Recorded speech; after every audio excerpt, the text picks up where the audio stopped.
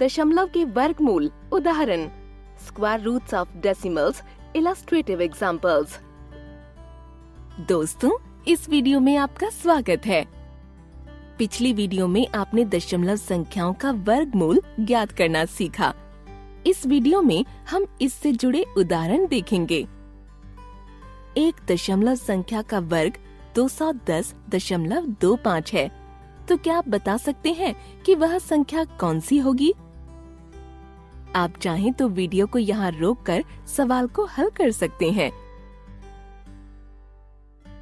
मान लीजिए संख्या y का वर्ग बराबर 210.25 है, यानी हमें y का मान ज्ञात करने के लिए संख्या 210.25 का वर्गमूल ज्ञात करना होगा।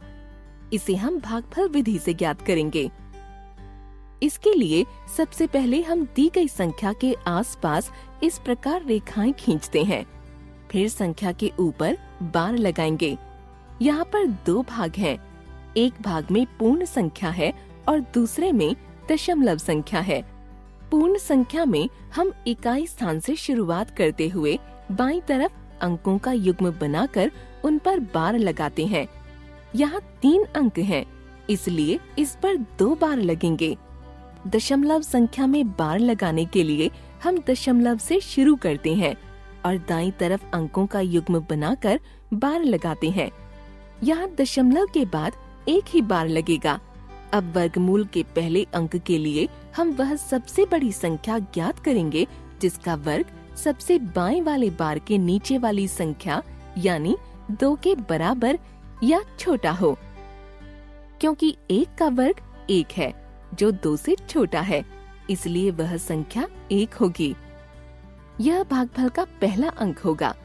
1 को भाजक और सबसे बाएं वाले बार के नीचे वाली संख्या को भाज्य मानते हुए इससे संख्या 1 के वर्ग को घटाएंगे और शेषफल ज्ञात करेंगे। यहाँ प्राप्त शेषफल भी 1 है। अब अगले बार के नीचे की संख्या को शेषफल के साथ लिखेंगे। इससे नया भाज्य होगा 110। अब नए भाजक के लिए हम 1 को 2 से गुना करेंगे। प्राप्त संख्या के दाईं ओर एक रिक्त स्थान छोड़ते हुए नए भाजक के रूप में लिखेंगे। अब हम रिक्त स्थान के लिए वह सबसे बड़ा अंक ढूंढेंगे।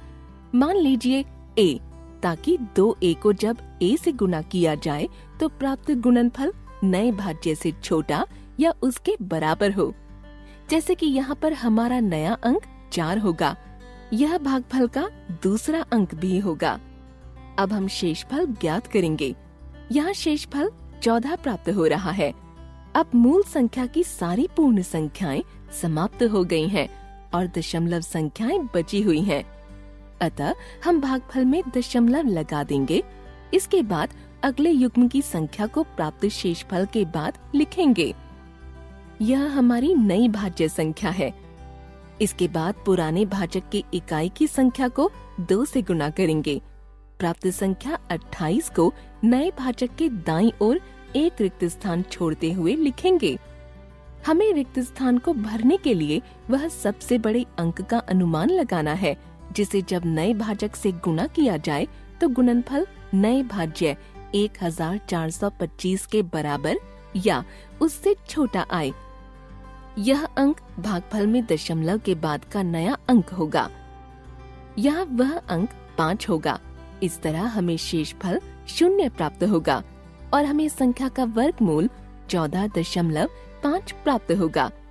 अतः y बराबर 14.5 है, यानी कि वह संख्या 14.5 है। अब इस त्रिभुज को देखिए। इस त्रिभुज का क्षेत्रफल 20.48 वर्ग सेंटीमीटर है। इसके आधार की लंबाई और ऊंचाई बराबर x दी गई है। x का मान ज्ञात कीजिए। आप चाहें तो वीडियो को यहाँ रोककर सवाल को हल कर सकते हैं।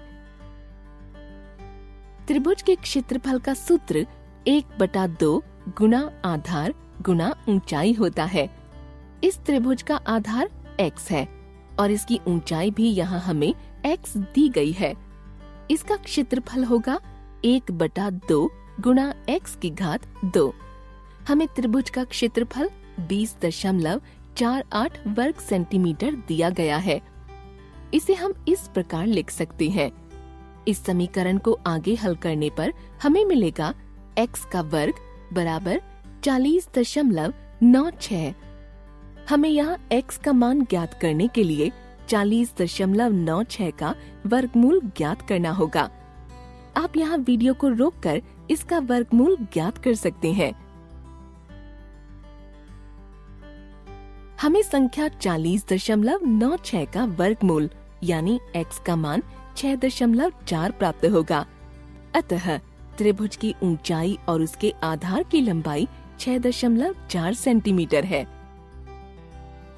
इस वीडियो में हमने दशमलव संख्याओं के वर्गमूल से जुड़े कुछ उदाहरण देखे। अगली वीडियो में हम इससे संबंधित एक मिथ्या धारणा देखेंगे। धन्यवाद।